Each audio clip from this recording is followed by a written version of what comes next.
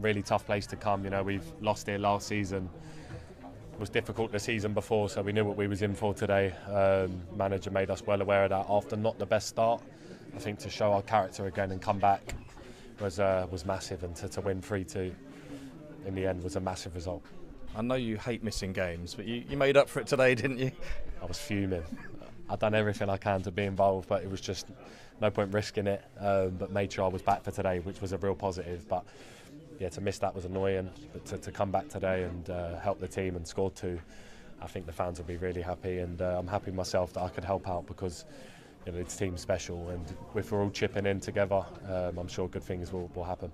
Yeah, and 2 well-worked goals in the second half. A great link-up again with the skipper, Martin Odegaard, for your first goal. Tell us about that. Yeah, he's so intelligent. I think he's just... the way he fills passes through, even for the second one, the way he played through to Bukayo. There's not many players in the world who can play them passes. And he heard me, he was going to shoot, but he set me back, and yeah, I was so happy, because you know, the more he assists for us and our teammates, the more he scores, the more he's firing, it's going to help us do good things. So yeah, delighted with that. And a big role in your first goal by Victor Gyökeres as well, holding the ball up and making a nuisance of himself up there. Yeah, it's tough for him, because he's got 2 defenders on him all game, you know, all over him.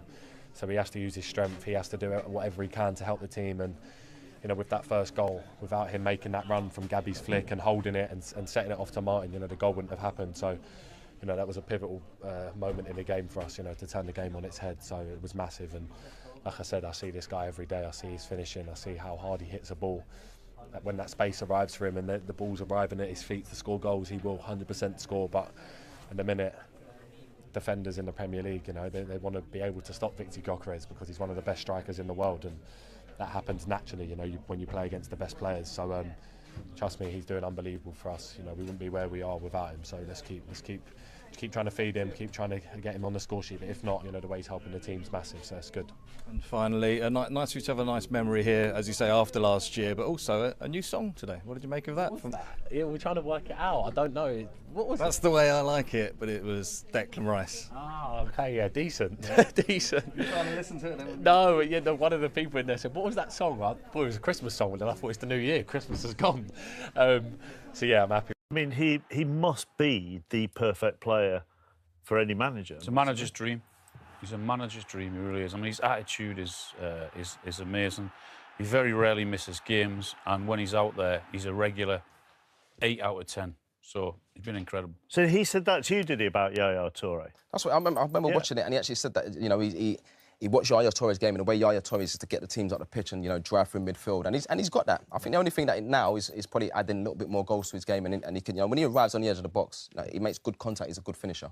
Bournemouth are great to watch going forward. Their problem this season has been defensively. When you look at the stats, their numbers are way down, which is maybe to be expected, Jermaine, I suppose, given the number of defenders they lost in the summer and the goalkeeper. Yeah, well, it's not just defender. I mean, it's 10 players, and I think when you look at that, you know, last season, you know, at this stage of the season, you know, 7th, now 15th, and you talk about, you know, when you concede, you know, that many goals, you know, you don't give yourself a chance to win games. And they're a funny team to watch, Bournemouth, because some of the performances are actually good.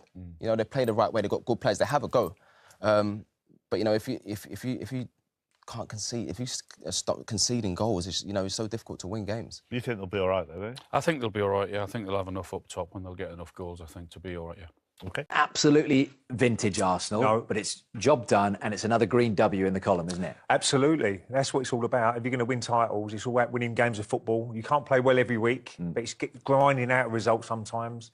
I think the first half was pretty poor from Arsenal's point of view. I think Mikel Arteta would have had a few words said at half-time. But they showed a bit of resilience, and that's what all you can do. If you're top of the table, you've got to keep winning football matches and hope other teams will slip up around you. So in the end, he'd be delighted with the character, holding on 3-2. They'll be going back down to London now, very happy with the 3 points. Because we've mentioned so many times about Bournemouth this season. The form hasn't been great since losing up at Manchester City. It's now, 11 games without a win. But at home, they've caused teams a lot of problems. They're tricky down there, under the lights, night-time, at the Vitality. Yeah, they've been good at the Vitality. Obviously, Arsenal struggled there last season as well, so it didn't have good memories for the Gunners. But like Ray said, that they ground it out. They've done enough, Arsenal, and it won't be memorable. It won't be when you look back on. But what it is, it's 3 points and it keeps that momentum going. And I found it quite interesting how subdued the interviews were after the game. Very calm. I think people got on them a little bit about over-celebrating at points last season, and it seems there's definitely been a change around that. I think you were one of them, Glenn, when you were part of the celebration police, when you shouldn't be celebrating too much, you know. No, not as much as Clinton Morrison, I don't. Is that right? Look, and I guess it is a story, Ray, of resilience, isn't it? The way that it started, particularly from Gabriel, because he will not want to see it. Oh, it's an awful mistake. But it does happen in football. You know, everybody makes mistakes, and I like the reaction from it, though. That shows a character. What's he trying to do here? I don't know what he's trying to do here. I really thought... I don't think he knew he was there, Evanilson, because he was never going to get that ball to Saliba, who was really wide. But he's put it on a plate for Evanilson. He's still got to finish, and he's got to take it quickly, because he probably don't expect it. But he's got a good first touch, and as soon as he passes that in the far corner, Raya's got no chance, and he will be kicking himself, but he'd be absolutely overjoyed by getting his team back level. But would something like that just send a shudder of nerves through the team when such an experienced player does that at the back? No, I don't think so. I think it was early enough on in the game, and I think it's one of those where we need to dig Gabriel out here. He's done it so many times for us over recent seasons. We need to help him. Lo and behold, they didn't need to help him. He helped himself with the next goal, and it just showed that character, that grit, that determination that Arsenal seem to have. And we see this ball in. It's quite a good punch by Petrovic, but... And this is 5 minutes, 18 seconds later. I mean, I thought this man here was superb on the even. He drove at Bournemouth constantly, asking questions. Eventually... Luckily, how it comes to Gabriel at the back post, but when it reaches him, he makes absolutely no mistake at all. I mean, you can question the Bournemouth defending here, but no, once it gets to him, slashes at it, left foot, hard, just sneaks it in that near post, and you can see the celebration. It just holds that little bit more emotion because he knows he needed to get his team back in it. And this is a guy that's got goals in his locker. Look at this race. Since his Premier League debut, Gabriel, 20 Premier League goals and 174 appearances. Look, well ahead of the likes of Virgil van Dijk, who seemingly scores every week with a header, doesn't he? Yeah, no, he's done so well. Set plays, obviously, they work hard in training. Set piece coach. And you know, it's not luck that you're scoring from set plays. It's all about delivery. There's no doubt about that. Saka and Declan Rice put in some fantastic balls, but they get into the right areas. And he's been such an important player over the last couple of seasons, Gabriel. And Saliba, you can see Saliba's improved, probably next to him. So, look, everybody makes mistakes, and he'd be kicking himself about it, and he won't be happy with the mistake he's made, but he'd be more relieved about they're going back to London with 3 points. And, you know, if there wasn't, then it really plays on your mind because you've let the team down a little bit with that mistake he's made. Yeah, Ray mentioned Declan Rice, Glenn, back in the team, having missed the Aston Villa game with a knee injury, which he overcome to play today, and 2 goals in the second half, 2 important goals from a man that really is a leader for them in midfield. Yeah, might not have the captain's armband on today, but the way he leads Arsenal with or without that armband, I think in his actions, you see here, great awareness by Odegaard to kind of recognise that Declan Rice is just loitering towards the box. So you just see that little burst of pace there, and once he gets there, slows down, just feels it in that bottom corner, and just put his team back in front there, which was huge in the moment. And this is his second, Ray. Yeah, no, it's a great little bit of play here. I mean, the fullback's a little bit ball watching now. You don't see Saka's run, but it's a great little pass behind, and he's away. And that's, if you talk any youngster, you get to that byline, you either chip it back post or pull it back, and exactly what Saka's done now. Perfect. He knows everybody who's around him, and that's the difference now. Declan Rice is now getting into the box and scoring goals, and you know, with Zubimendi playing as a holding midfielder more, it gives him that licence to get forward and score goals. So I expect a few more come the end of the season. Well, look at these games to come, guys. I mean, Ray, for your old team, is this the point where if they come through this with flying colours, then people really will start to believe? Liverpool Thursday, but going down the list, I mean, Forest scrapping for their lives. Manchester United, it's a game between Manchester United and Arsenal. You know, the fixtures in the past between Leeds and Arsenal, Spurs, a North London derby, and then Chelsea.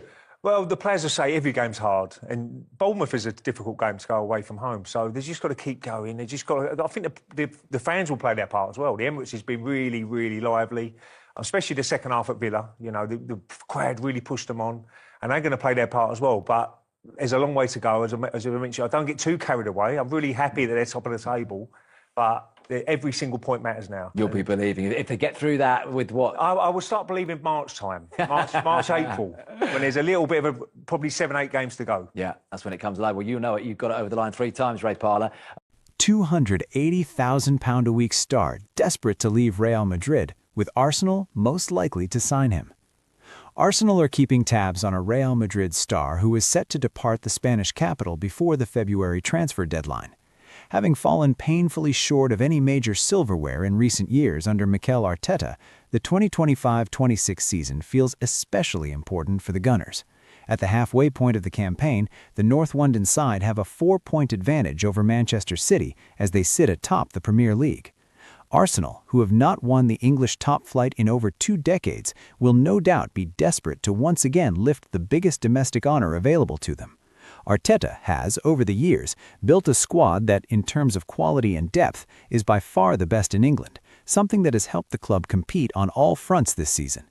Despite being the best team in the country at this moment based on their league position, Arsenal are looking to bolster their ranks this winter, adding some bodies to further cement their push for glory at the season's end. Recent reports have indicated that the club could be set to make a seismic addition to their forward line in the coming weeks. Rodrigo seeks Madrid exit as Arsenal circle. According to Sport, as per Sport Witness, winger Rodrigo is determined to leave Real Madrid in the near future, and Arsenal, along with Man City, are the most likely destinations.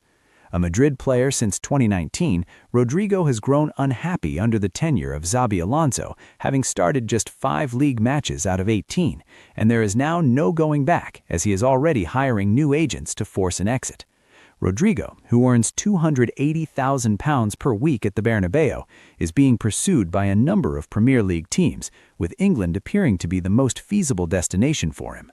Arsenal are one such club and reportedly made informal contact with Madrid in September about a potential deal for the Brazilian.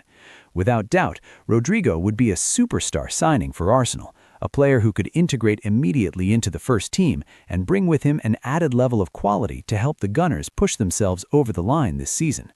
Whether or not a price can be agreed in the winter transfer window, however, remains to be seen.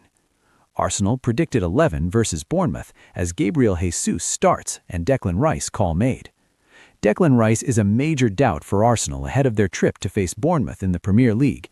Arsenal take on Bournemouth in the Premier League, aiming to open up a 7-point gap to title rivals Manchester City before they host Chelsea. The win over Aston Villa brought plenty of confidence for the Gunners, even if they were missing some key stars. Declan Rice pulled out ahead of the match due to a knee injury, one that Mikel Arteta confirmed is yet to be fully recovered from, putting the midfielder in significant doubt for being available against the Cherries.